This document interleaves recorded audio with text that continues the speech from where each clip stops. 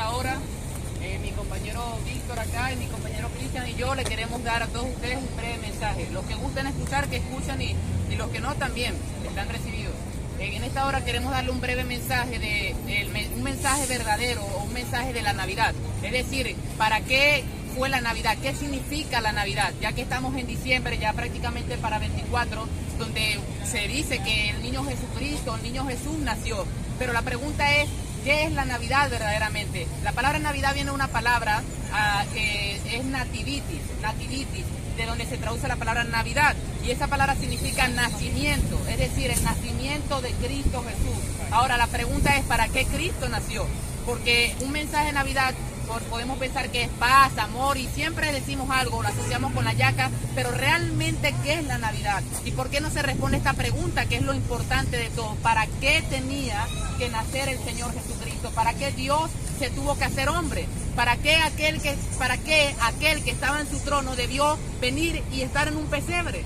¿Para qué tuvo que tomar carne y sangre como tú y como yo? La pregunta es esa. ¿Y cuál es la respuesta? Bueno, la respuesta está en la Biblia, en un mensaje llamado Evangelio, que fue el mensaje que Cristo vino a traer a este mundo. Y es lo que queremos hablarle en esta hora y que ustedes entiendan para qué Cristo vino y qué significa verdaderamente la Navidad y qué es el Evangelio. Aquí mi compañero va a comenzar hablándoles de qué es el Evangelio, que son buenas noticias y que empiezan por quién es Dios, la naturaleza de Dios.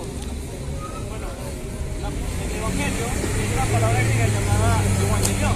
Evangelión es buenas noticias, pero ¿por qué vamos a hablar del Evangelio? Vamos a hablar del Evangelio debido a que la Navidad se centra en el Evangelio, la explicación de la Navidad que está en el Evangelio, porque el Evangelio se centra en una persona, en la persona de Jesucristo, según Romanos capítulo 1, versículo 13, dice acerca de nuestro Señor Jesucristo. Entonces, el Evangelio son buenas noticias, pero siempre para entender unas buenas noticias, hay que entender unas malas noticias, porque no es lógico tener unas buenas noticias si antes no hubieron más noticias. Por ejemplo, el COVID. Si usted nunca supo que hubo COVID, si usted no se dio cuenta que personas murieron por el COVID y que familias quedaron sin familia por causa del COVID, usted cuando digan el COVID se fue del mundo, usted no va a tener ninguna conmoción, ninguna alegría. Tiene que entender primero que un COVID. Ahora, usted me podrá decir, bueno, chico, joven, si Dios es bueno, eso es malo, eso es buenísimo. Exacto, eso es buenísimo, pero ahora le voy a poner una cosa. Si Dios es bueno, si Dios es simplemente bueno, que hace siempre lo que es bueno, que hace lo que es correcto, usted lo ve en todo y es perfectamente bueno, hay una implicación. Si yo soy bueno, si una persona es bueno, también la persona tiene que aborrecer lo que es malo. Por ejemplo, si yo digo señores y señoras, yo soy bueno, pero de repente usted ve una muchacha que está siendo violada por un tipo, por un hombre, y entonces yo simplemente me quedo ahí parado, no hago nada, me volteo y me voy. ¿Usted qué va a decir de mí? Ese muchacho es tan corrupto como lo es ese hombre que violó a la muchacha. ¿Por qué? Porque no hice nada para salvarla. No me compungí, no me enojé, no hice nada para salvar a esa muchacha, o ni llamé a la policía. Soy igual, simplemente ignoré ese mal acto que es malo. No odié, no aborrecí lo que es malo, por lo tanto soy malo, igual que el corrupto.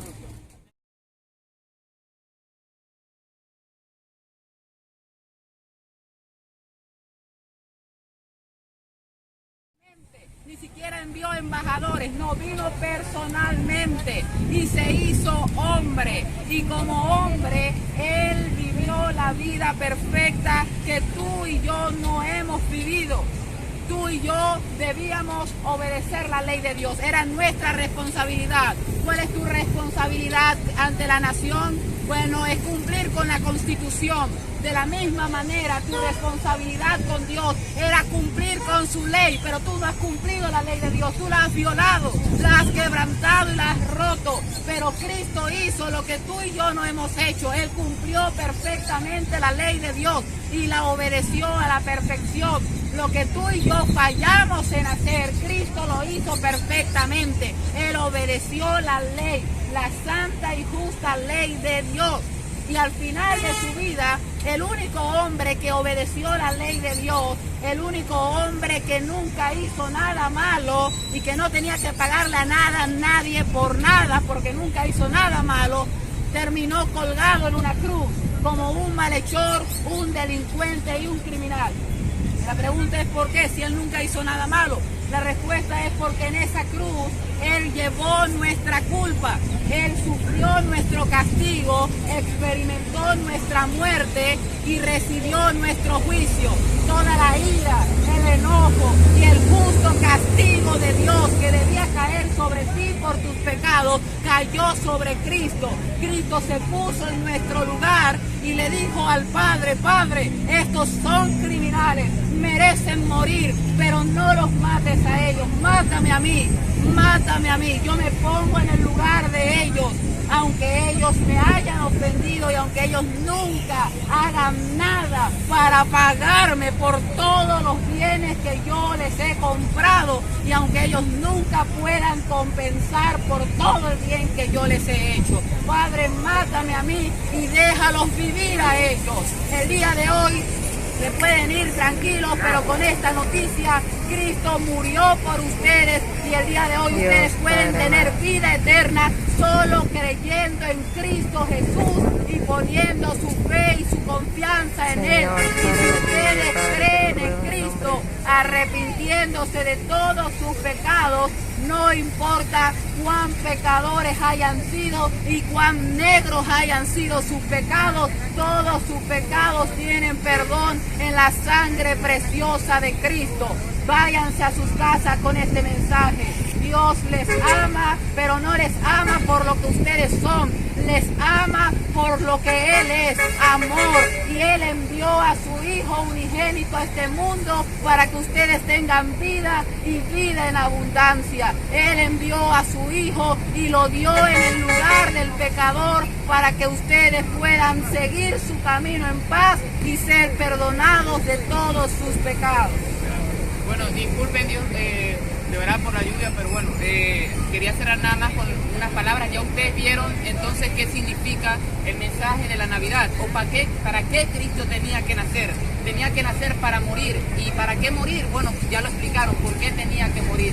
Ahora la invitación que mi hermano acá, Cristian, les ha hecho es que la Biblia dice que para recibir este regalo de salvación debemos creer. La Biblia dice en Hechos 17:30 que Dios manda a todos los hombres en todo lugar que se arrepientan por cuanto ha establecido un día en el cual juzgará al mundo con justicia. Que se arrepientan y crean en el mensaje del Evangelio. Los que crean, si usted en esta hora que ha escuchado este mensaje, cree en este mensaje y se arrepiente de verdad, en el nombre de Cristo Jesús, la Biblia dice que usted será perdonado. Usted no vendrá a condenación porque Cristo ya pagó por sus pecados en la cruz. Arrepentirse significa cambiar tu manera de pensar, es decir, cambiar tu manera de pensar con respecto al pecado, con respecto a lo que es malo, con respecto a quién es Dios, con respecto a lo que Dios dice en su palabra acerca de la vida, acerca de la muerte, acerca del cielo, acerca del infierno. Creer en Dios, creer en Jesucristo es algo muy profundo. De hecho, la palabra fe el día de hoy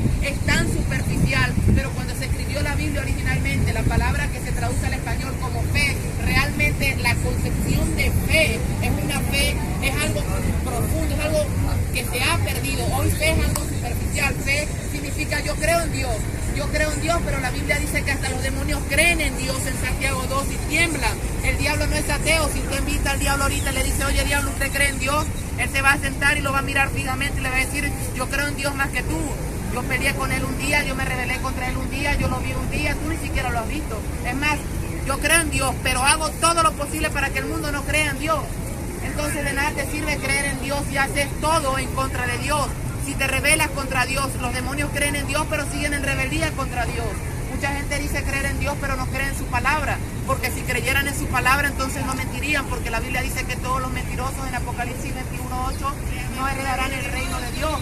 Si, por ejemplo, yo te digo, aquí mismo va a caer un relámpago, si tú me crees no te vas a poner allí. Amas tu vida y quieres librarla, no te vas a poner allí. Pero si tú no me crees, vas a pasar indiferente y te vas a poner allí porque no me crees que va a haber un relámpago allí.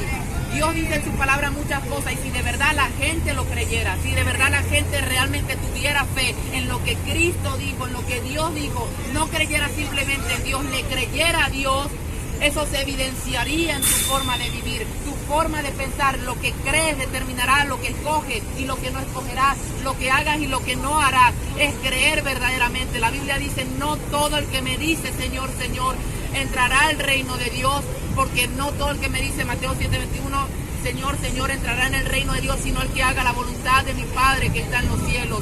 De nada te sirve una confesión y decir Cristo es el Señor, porque muchos tienen a Cristo en la boca, pero no lo tienen en el corazón. Si Cristo realmente vive en ti, eso se va a evidenciar. Si haces una confesión de fe será totalmente inútil si esa fe no se evidencia, si esa fe no da frutos, porque la fe sin obras es estéril, dice Santiago capítulo 2. La fe sin obras es fe muerta. Si tú dices, por ejemplo, que Cristo vive en ti, te lo digo nuevamente, se va a evidenciar. Si yo lo digo, se va a evidenciar. Es como que yo diga que en una casa, por ejemplo, en mi casa, al lado mío, vive una persona ordenada completamente. Yo diga, bueno, ahí vive una persona ordenada completamente, y la persona entra en la casa y todo está desordenado y dice, pero aquí tú me dijiste que había una persona ordenada, y yo veo todo patas para arriba, yo veo que la cama está en la cocina, que la cocina está en el cuarto, yo veo todo horrible. ¿Cómo que vive una persona ordenada acá? Yo no lo creo. Entonces es una contradicción. De la misma forma, decir que Cristo vive en ti se va a evidenciar, y es una contradicción ver que toda tu vida contradice esa afirmación. Si Cristo, que es santo, vive en ti, tu vida va a ser santa. Si Cristo, que es bueno, vive en ti, tú vas a aborrecer el mal. Este es el Evangelio y espero que lo hayan entendido. Buenas noticias para los que creen, pero malas para los que no creen y no se arrepienten. Que Dios los bendiga a todos ustedes y que hayan entendido cuál es el verdadero significado de la Navidad. Que Dios los bendiga y les dé mucha paz. Y feliz Navidad.